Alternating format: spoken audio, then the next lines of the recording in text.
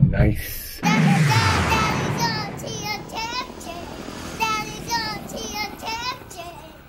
Subscribe. Ding the bell. Hey YouTube, thanks for tuning in. My name is Steve with Daddy's RC Addiction, and today we are going to be modding the SCX24. And I know it's been done 1,000 times before, but today I'm going to try to do it mostly for free. Couldn't do it all for free, but mostly for free. So check this out. Also, stay tuned because I've got some other videos coming up. I'm going to be building a quad, my first build. I think I understand all the concepts. I should be okay, but it is my first build and I'm going to be using this imitation Bang God. So we'll see how that goes.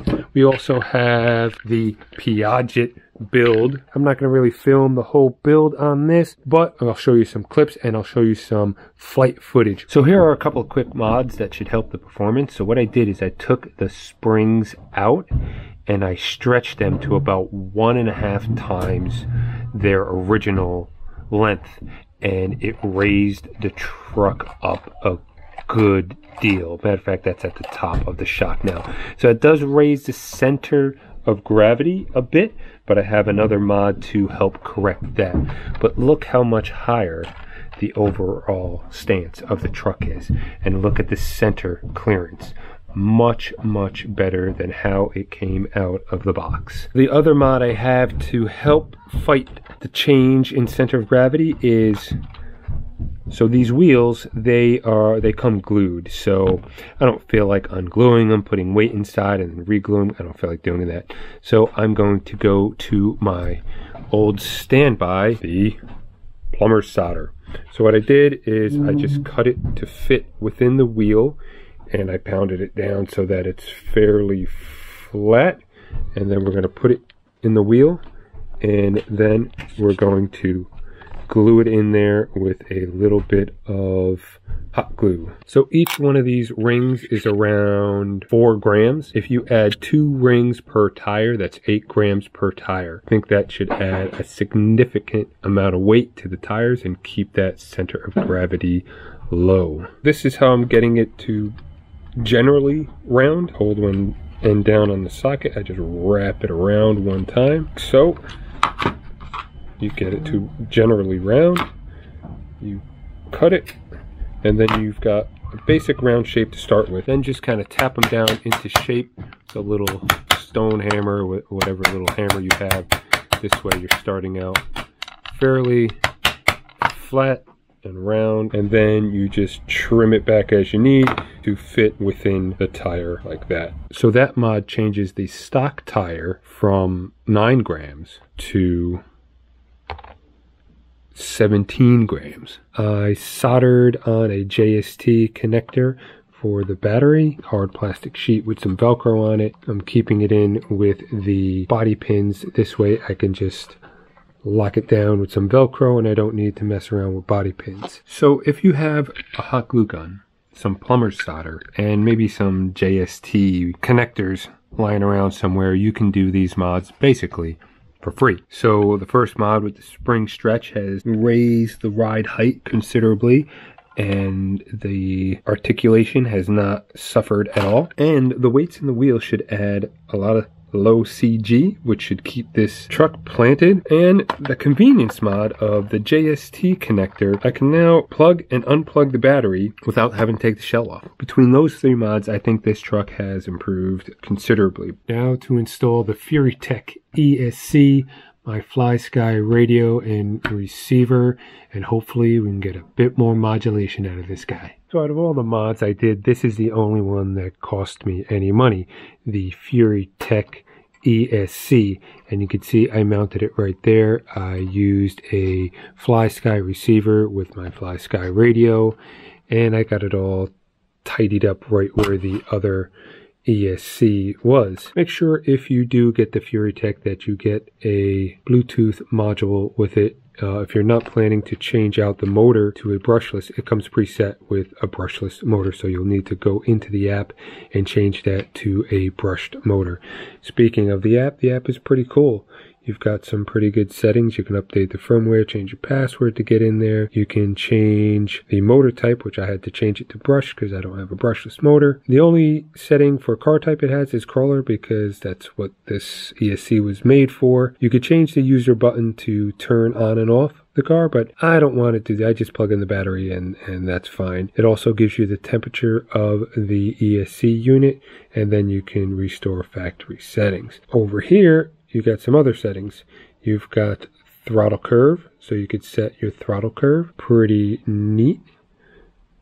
You've got your throttle. You can set your punch, your neutral brake, your low speed, and also you can calibrate your transmitter so that it all works properly. You can set your running parameters. So in mode, you've got forward with brake, forward with reverse with brake, and forward and reverse. I like forward and reverse because with a crawler sometimes you want quick reverse or quick forward to correct yourself. Then you have your voltage cutoff. I have it set to 3.3. You can change your rotation or your motor. You got startup power, low, mid, normal, high, very high. And you got max forward, max reverse, max brake, drag brake, and your power field oriented control technology. This is a really cool feature. You have some telemetry. Let's check it out. So as I pull the trigger, you can see I get some telemetry on RPMs and throttle percentage.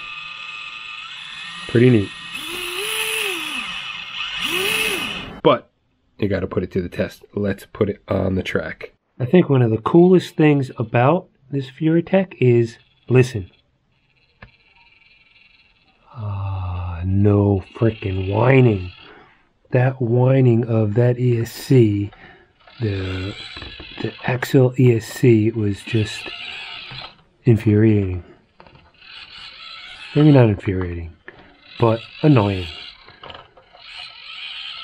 It's so nice to just hear a little bit of the gears, the motor a bit, and not that ridiculous whine. Let's just see how slow we can actually go with this Furitek.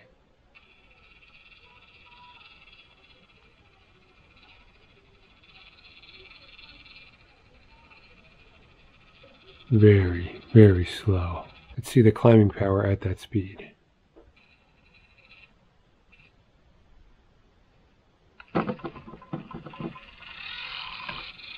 Very, very good. Very nice. So for about 80 bucks for the Furitek and all the other free mods, I think it made this Axial much, much nicer, much more capable, much more enjoyable to drive. Still got the power to get around obstacles. Let's try Seesaw of Death. This is a good challenge. Getting over these Jersey barriers can be pretty tough.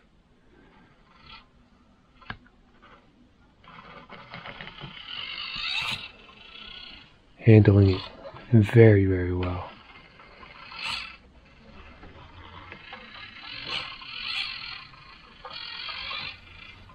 And not hearing that whine, I won't be able to say there's enough. It is so much more pleasurable to drive this thing without that whine.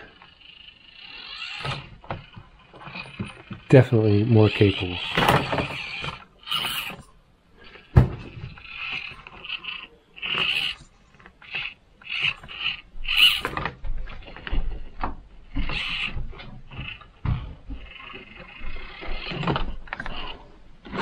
User error.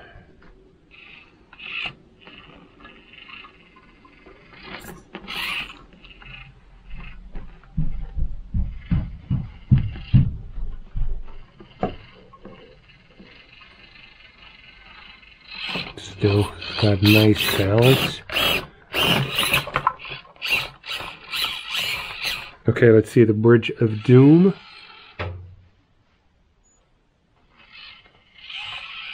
Handling that first part very well. I am definitely loving all these mods. Really making this much more enjoyable to drive. I gotta see what I could do with my other ones.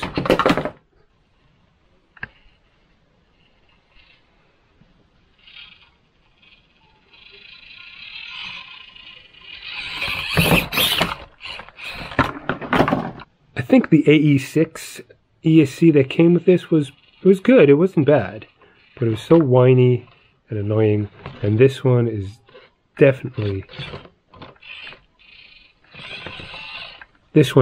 much more quiet and definitely can do a bit of a slower crawl off the edge there.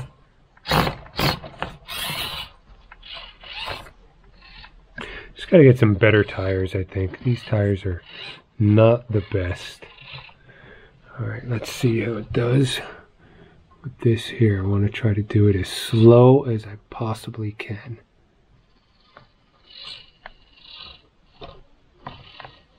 Oh, easy, easy. Nice job.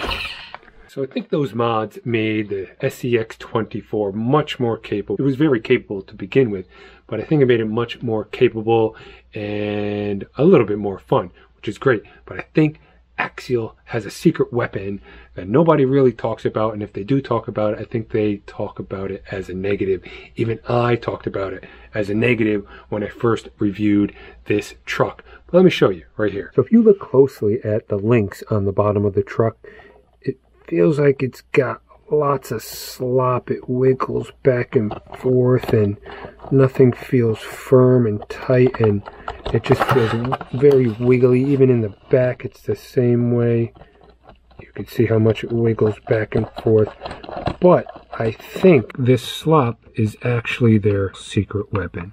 So you don't typically want your links to be so loose like this, but when you're looking at something this small and this light, it's hard to get the shocks and everything to articulate if everything is stiff. So I think they purposely made their link system to be sloppy, which you would think, well, why the hell would you do that? But I think that is their secret weapon to get the most articulation out of a truck that is so light. If there's anything you guys want to see on this channel, please leave it in the comments, because you know I've got small planes, big planes, speed car, drift cars, stunt trucks, tires, sport planes, 3D planes, VTOL, crawler, construction, big cars, small FPV, bigger FPV, small helis, medium helis, big helis, 3D quad, medium 3D quad, big 3D quads, flying boats. Wait a minute, no, this doesn't fly.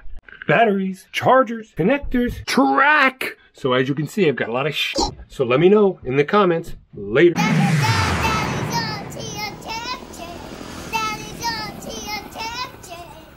Subscribe. Ding the bell.